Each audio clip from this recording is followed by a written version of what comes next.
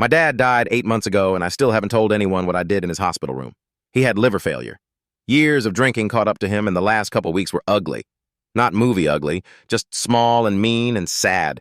The kind where the room always smells too clean, and the person in the bed keeps getting smaller but somehow also takes up the whole space. My parents had been divorced for years.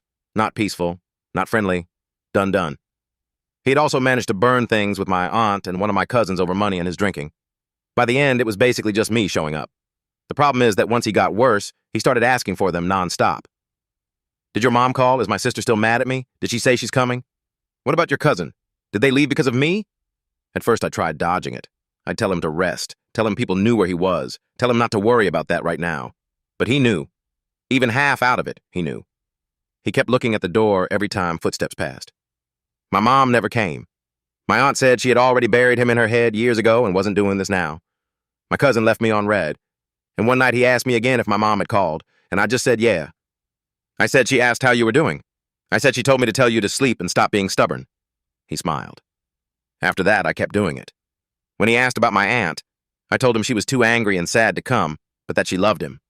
When he asked about my cousin, I said he had a lot of work but was asking about him. Once my dad asked if he could talk to my mom himself, and I told him she was at work and I would try again later. I hated myself the second I said it.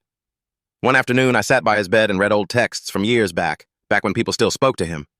I did not read them word for word. I changed them a bit as I went, made them sound recent, made them sound softer. It calmed him down. That is the part I cannot get past. He stopped staring at the door so much. He cried once and told me to tell them he knew he made a mess of things. 2 days later, he was gone. I still do not know what that makes me. Either way, he died believing he was not completely abandoned. Nobody in my family knows his final comfort was built on my lies.